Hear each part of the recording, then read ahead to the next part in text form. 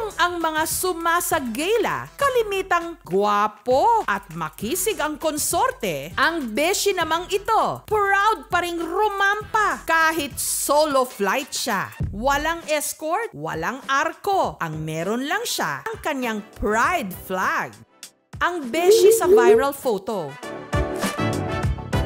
si Carmina. Carmina from the land of Pilmo, Pilnya, Pilnatin lahat, Philippines!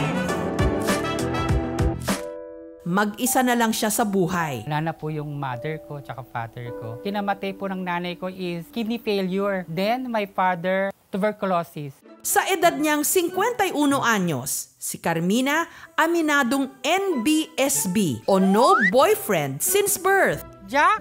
Jack? Ay, wala pala. Magja-jackin po na lang ako. Hindi ko pa po iniisip yung may kasama sa buhay. Nasanay na po sa pagiging independent. Pero makulay pa rin daw ang kanyang naging buhay. Lalo pat isa rin siyang make-up artist. At kada may pagkakataon, sumasali siya sa mga sagela. Feeling parang Reyna, parang wala kang problema.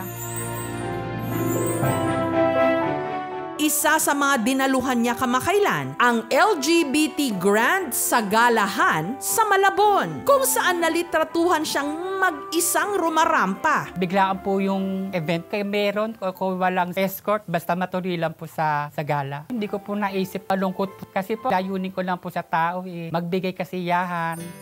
Para kahit paano maiparanas kay Carmina ang kompletong sagela experience, narito ang mailap niyang konsorte na sa wakas abot kamay na niya.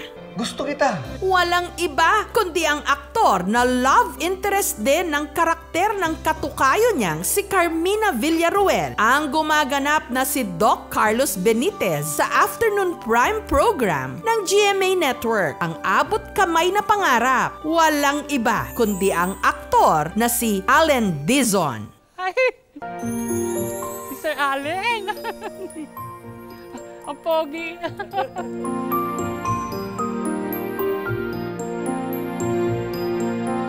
Thank you po. Kumusta, Carmina? Mabuti naman po. Kasama tayo sa taping kanina, di mo ako nakita. Hindi ko pa expect. Every year, sumasali ka pero wala kang escort. Opo. Oh, no, nandito na yung escort mo. So tayo meron po escort. Pogi po ni Allen. Papad po kayo lagi sa abot kamay. Ayan ang partner ko dito ngayon, si Carmina Villaruel. Si Lynette. So, ikaw ngayon si Lynette. Ayaw kita mapahamak. Nung ngayon kumapahamak ako. Lynette, because I care for you. Hindi mo nararamdaman yun? Na gusto kita. Gusto rin kita. Nice. Maraming salamat po. Hindi ko po talaga inaasahan ito.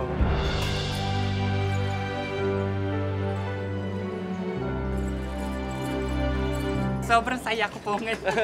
Masaya po ako sa mini sagela namin ngayong araw. Maraming salamat po at nakita ko po si Allen na naging escort ko po ngayon. Yung mga LGBTQIA+ Filipinos, usually sila yung nag-aayos ng mga arko, sila yung nagdanabit dun sa mga reyna, sila yung nagmi-make up sa kanila. Dito kasi sa sagela, nabibigyan natin ng pagkakataon yung LGBTQIA+ Filipinos na hindi lang maging parte nung preparasyon, kundi talagang maging bahagi nung execution nito. A step further in terms of exhibit your faith to the religion. Pag Santa Cruzan, walang dinidiscriminate regardless of your gender. We have the belief na lahat tayo ay mga anak ng Diyos. Mahal tayo ng Diyos.